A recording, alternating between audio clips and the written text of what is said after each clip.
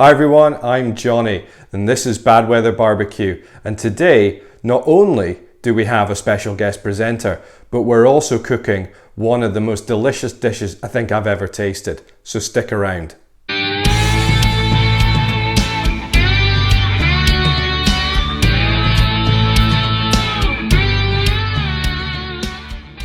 Hi everyone, welcome to the channel. This is a channel where we talk all things barbecue. Today, I'm very pleased to say that I'm going to be handing over the presenting reins to a special guest presenter. And that presenter is none other than my wife, Sarah. Just before we get started though, just a quick reminder that you can find Bad Weather Barbecue now on Facebook, Twitter, and Instagram. So please go and hit us up on there. We're having a lot of fun interacting with all you guys on social media at the moment. By hitting us up, you'll get updates on all future cooks and recipes that we're doing. Now, Sarah's a little bit camera shy, so unfortunately you're not going to be seeing her. However, she is going to be talking you through a cook that she did, which is beef barbacoa. Get in my belly! And I swear to God, this is one of the most flavoursome dishes you are ever going to try. This recipe comes from a book that I bought about 10 years ago, which has become pretty much my barbecue Bible. I'll pop a wee picture on the screen just now, but needless to say, we have done pretty much most of all of the recipes out of this. But I've learnt a lot with this book, and if anybody's looking for a little bit of inspiration in the barbecue area at the moment, then please go out and get this one. This recipe reminds me a lot of one of my most favourite sort of Mexican dishes, which is pork pibil, which I've had on numerous occasions. We've made it here and we've had it out and about when we've been visiting restaurants. One of my most favourite encounters with this dish was a restaurant in the centre of Edinburgh called Tex-Mex 2, which unfortunately is no longer trading. But I swear to God, this is very, very similar to that. The meat is so juicy and tender. There's a lovely smokiness to it, and just that lovely spice from all of those different Mexican spices that are mixed throughout the dish. So without any further ado, I'd like to pass you over to Sarah. Sarah, take it away. The first part of the cook is marinating the meat, and you're going to want to do that for at least 2 hours. You can do it overnight, but if you're going to do it overnight, just make sure that you take the meat out in enough time from the fridge to get to room temperature prior to grilling. The rub that I'm using for the marinade is a Texas rub, so it's only made up of 4 ingredients. It's made up of cayenne, paprika, pepper and salt. It's a really simple rub, but it's really tasty. So once you've mixed up those 4 ingredients together, rub it on your meat and pop it in the fridge. Once you're ready to start grilling, you're going to set your grill up for indirect cooking. Johnny's already done a video on how to set your grill up for indirect, so if you're not sure or you just want to double check, please check out the link above. We're going to be smoking the meat today with hickory, and we're only going to be doing it for about 2 hours at a temperature between 110 and 120 degrees centigrade.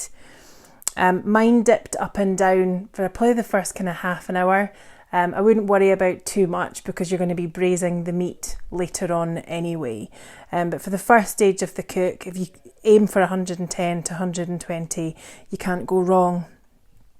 I also put a pan of liquid under the meat. And within the liquid, you can actually do whatever you want. You could just have plain beer, but I mixed mine with beef stock, some beer, a little bit of oregano and a little bit of cumin as well.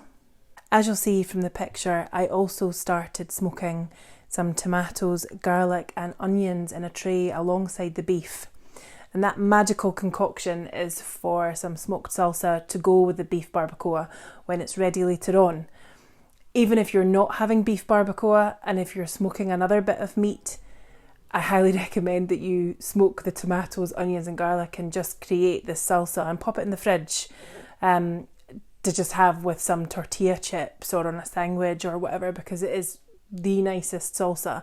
And once you've had this salsa, when you have store-bought, it's really difficult to go back to store-bought. While the beef is on the grill, you're going to want to start preparing your braising liquid. The braising liquid only takes about 5 to 10 minutes to prepare, so you don't have to start it right away. The ingredients again is really simple. The liquid is made up of beer, coriander, dry chilies, oregano, onions, cumin, garlic and fresh chilies. And I will put all the measurements below, but you literally mix that all together, and then once the beef is ready, you'll place the beef in the dish. Once your beef's been smoking for a couple hours, take it off the grill, and you want to take the salsa off at this point as well, but just pop that to one side at this point in time. For the beef, literally put it into the pot or the pan that you've got your braising liquid in, and you just spoon a couple of spoonfuls of the liquid over the beef. And you've got a couple of choices. You can continue to cook on your grill, maintain the temperature of about 120 degrees for about 4 hours, or until the meat reaches an internal temperature of 90 degrees centigrade. Alternatively, you can slow cook the meat on about 120 as well within your oven. I went for the slow cooker and just had that on high for about another 4.5 hours. I went for the easy route, as you can see from the pictures. It's the school holidays, so the kids are off, so I wanted to make sure that I was leaving enough time to kind of play with them and keep them entertained for the rest of the day as well. So whilst the braising is happening for the next 4 hours, what I tend to do is just blitz the salsa mix that I've had smoking with some sherry vinegar, some fresh lime juice, some fresh coriander or cilantro if you're our friends in the US, and just blitz it and literally pop it in the fridge to be consumed later. About 20 minutes before we wanted to eat, I just grilled some yellow and orange peppers on the gas grill outside, as well as warmed up the tortillas. Goes without saying that you could do this inside, but it was summer and sunny in Scotland, as you can see from the picture, so I wanted to spend all my time outside. And then once everything was ready, I was ready to serve. So I served everything, as you can see, with the pulled beef with some sour cream and some of the peppers on the side, with the warm tortillas, as well as the fresh smoked salsa that I'd made earlier on in the day. And it was tuck in. So there you have it, beef barbacoa in all its glory. And I can personally attest to the fact that it was absolutely delicious. So if you like that kind of sort of Tex-Mex flavor, then this is absolutely the dish for you. Serving it in the tortillas with the peppers, with the sides of the salsa, it's absolutely phenomenal, guys. So please, if you're into that sort of thing, please give this a shot. So if you like what you've seen today, it'd be great if you could hit that like button for me. If you haven't yet subscribed, I'd love it if you consider doing so today, and please hit that bell for future notifications. So thanks everybody for watching. You all look after yourselves, and we'll see you in the next video.